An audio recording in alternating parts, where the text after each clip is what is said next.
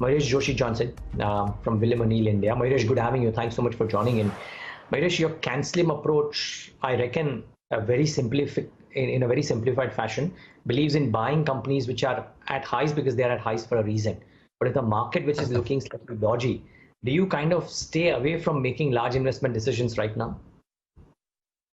Morning, Neeraj. Oh, absolutely. And our CanSlim approach, as you rightly pointed out, I think it has a blend of both factors. So earnings, which are extremely good and supportive, I think if those robust earnings come through, I think that gets reflected in stable return ratios as well.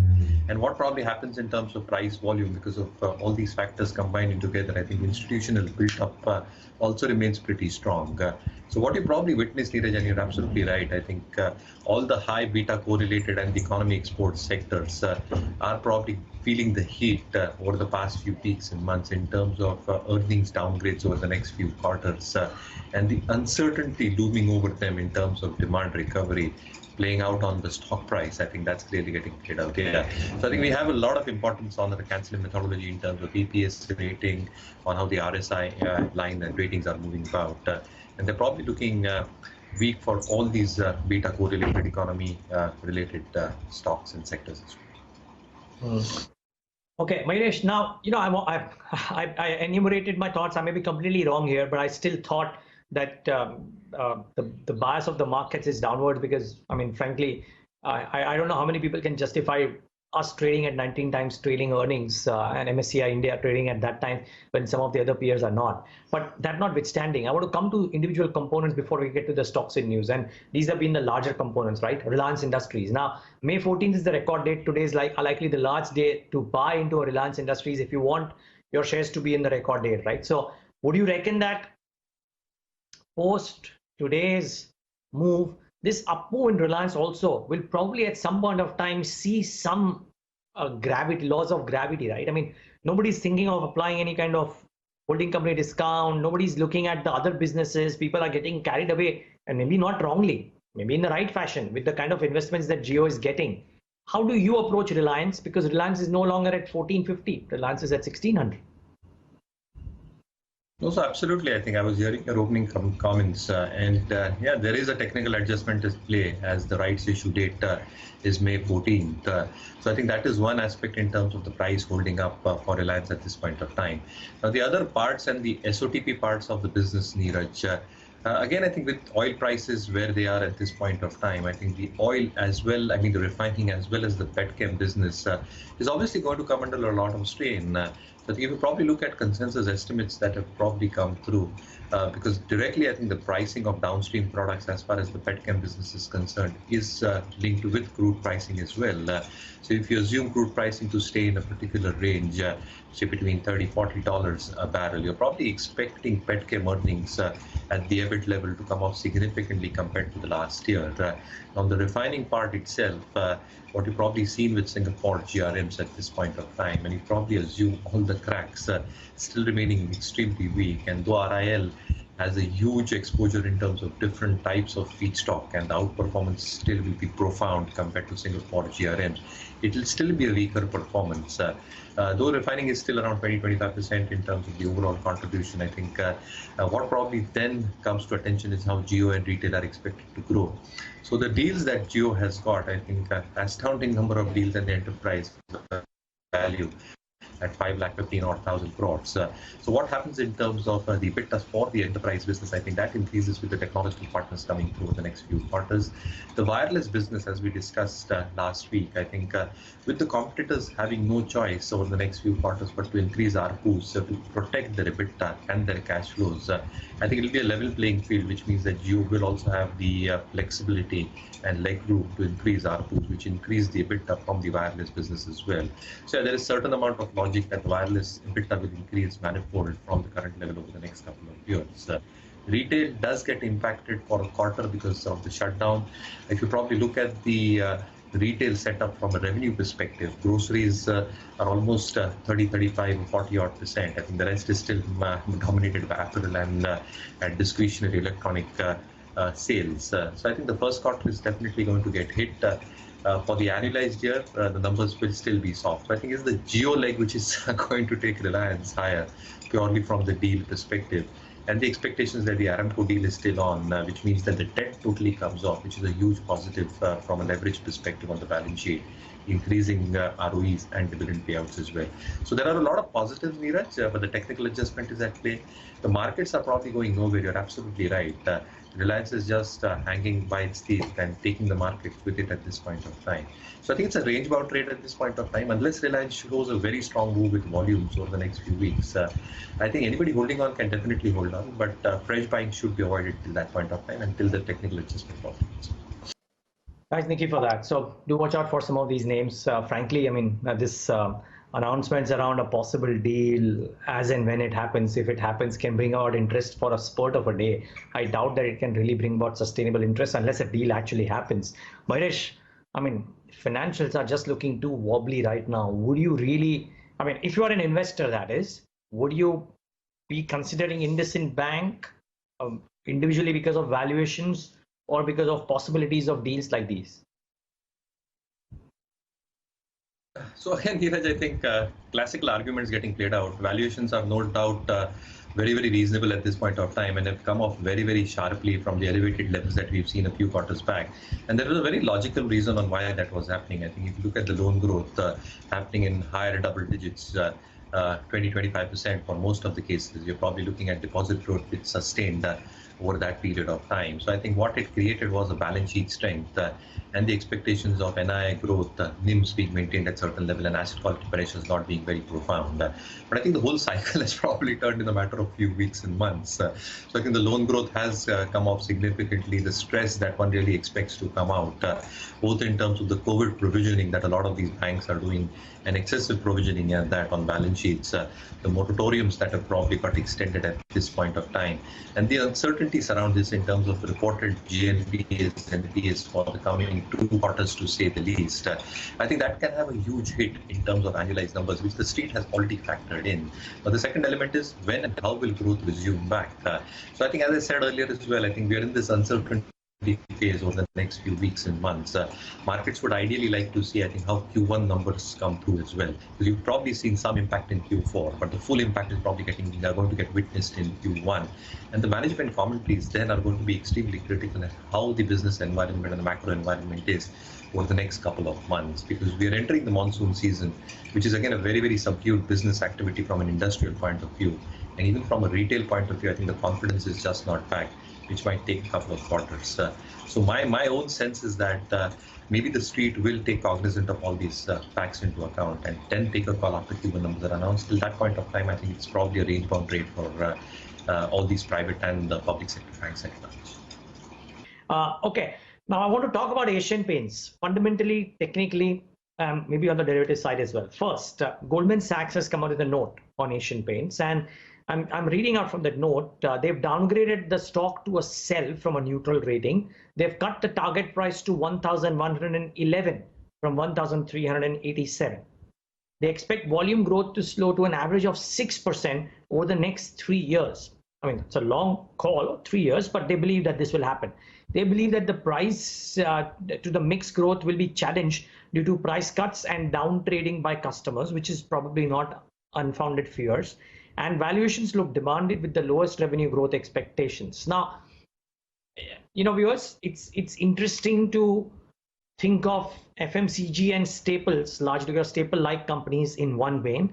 But I guess COVID-19 is teaching us that we need to learn to differentiate between companies that will probably not get affected too much and companies that might get affected too much. And Mayuresh, the question out here is a might, right? Asian Paints, splendid company, very less free float out there to sell. I think we spoke about this last week too. But the arguments that we were making about last week, Mayuresh, now Goldman is making them. That why should a business which has the risks of down trading and lower volume growth and lower pricing trade at 47, 50, 55 times? Is that a wrong question to ask? Do you think the market could ask it, and therefore, even if it doesn't correct all the way to 1100, could it show a corrective move? That's quite a possibility, Neeraj. And again, I think the annualized earnings, at least for this financial year, are probably expected to remain very, very soft. I think what the note is trying to indicate, and what we've also seen in the past for paint companies in general, I think the volume growth is dependent in terms of how the GDP growth is. So I think it's a direct correlation to how GDP will grow.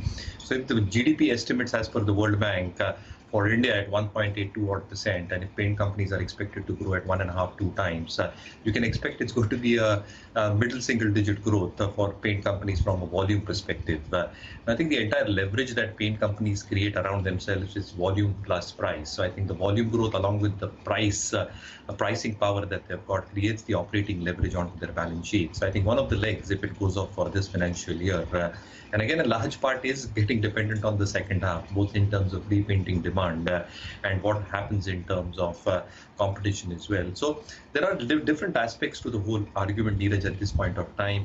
Yes, repainting demand is quite significant. How rural and semi-rural areas, along with urban areas, whether the second half probably brings about a lot of change, because if you're probably having a work from home kind of a situation over the next few quarters, you probably need to keep your house in some sort of hygienic fashion. So I think there might be some return of painting demand coming through. There are two important aspects which I would like to quickly enumerate. One is the cost of paints and the labor cost itself. So now people are realizing that cost of paints is just a very, very small component, but the labor cost itself has become quite significant. So it's better to go off with quality paints rather than the unorganized paints that are available. The shift that you are expected to see over the next few years, the unorganized segment still around 35% for the industry as a whole. I think that gap is going to reduce quite significantly over the next few years. The third element obviously is the dealer perspective as well, and dealers will probably look at ROIs rather than probably look at how much of a profit are they making per kg of paints that they are selling. So I think it's a perspective that you should probably be looking at from this sector's perspective. Short-term pain, absolutely yes. Are there long-term positives? Absolutely yes as well. Are valuations too expensive from a short-term perspective, assuming volume degrowth, top-line degrowth? Yes, absolutely yes. Long-term, do the volumes come back as GDP will come back in FY21 at 6% and volume growth will rebound? Absolutely yes. So I think there are two arguments to be played here. Medium-term pain, absolutely yes. Valuations look expensive. The longer-term story still looks attractive. So I think it's a call that individual investors take on the time horizon. Okay, let's talk about Piramal, because that's that big one, right? Mayuresh Joshi, Piramal Enterprises. We've seen the impact that a moratorium-led commentary and result had on ICICI Bank yesterday. 85 to 90% of Piramal's customers opted for a moratorium. What do you think the reaction on the stock would be today? What do you think is in store for the near term? Because the flip side is just that the pharma business has done reasonably okay. Oh, absolutely. So I think the numbers tell it all, right, Neeraj, and what initial quotes you were saying. So I think the financial business's pain still continues from a balance sheet perspective. Absolute GNPAs have gone up quarter on quarter by almost 25–26% odd. The ratio still stands around 2.4% odd compared to 1.8. So the pain in terms of the financial services sector, both from an asset quality perspective, the kind of moratorium that has got opted out for, and the AUM, which has probably remained very flattish on a quarter-on-quarter basis. I think it's a 1% decline, but the housing finance or the housing loan AUM has actually dropped 10% quarter-on-quarter to 5,500 odd crores. So I think it's a clear indication that one of the legs is clearly feeling the pain, which might still persist as we're seeing the entire macro environment still remaining soft. Pharma is doing well. Yes, they have to a large extent deleveraged the balance sheet over the last financial year and have also raised capital, which gives some confidence. But I think the numbers overall probably do not instill confidence in terms of a strong earnings recovery. So the softness might continue. Amit might probably guide in terms of where he's probably looking at the price, but it's looking very soft, at least from a numbers perspective. Okay. Now, some stocks on which there have been up moves in the last few days, and I wonder if Hero MotoCorp can continue rising. What did you make of the two-wheeler strength, Mayuresh Joshi, in the last 2 days, especially yesterday when some of these opened up, and therefore at these 13–14 times multiples, is Hero an investment idea? So it's very supportive in terms of valuations, Neeraj. These the stores which have opened up at the dealer end, what you have obviously seen in terms of some numbers which have come through in terms of sales. So post April, I think there has been some element of rebound after the stores and the dealerships have opened up. But how sustainable are they going to be, I think, is the question that everybody should ask. So I think the general assumption, again, like for most sectors here, is that the volumes probably will remain flattish either for this financial year or actually might degrow. Now, it's similar to other sector as well, because you need that entire leverage to get played through. Yes, they've increased prices because of the BS6 variants that they've got out in the market, and which is a very, very obvious need because of a lot of modifications that they have done, both from a technology perspective and otherwise. So how much volume and demand actually sustains going forward is critical. Yes, social distancing and what probably happens in terms of owning a motorcycle, for example, which is still a cheaper option compared to a four-wheeler at this point of time, specifically from a semi-urban and a rural perspective, because Hero is probably more skewed towards the rural area at this point of time, and also the variants that it has got in terms of offerings from the 125cc to the 150cc, and heavy competition at the entry level from Bajaj Auto as well. So I think a lot of variables here, but I think it's reacting quite sentimentally in terms of the initial news flow that is happening. Larger picture, I think I'll still wait it out, because I'm not really sure in terms of how volumes are going to sustain going forward. Varesh, actually, IRCTC or IndiaMart Intermesh, I mean, two kind of internet-led businesses, but the bookings opening, will that drive IRCTC higher? And what about IndiaMart Intermesh? Any thoughts here? Yeah, so I think it's sentimentally positive, but how much does that sustain? I think that is again the question mark to be answered.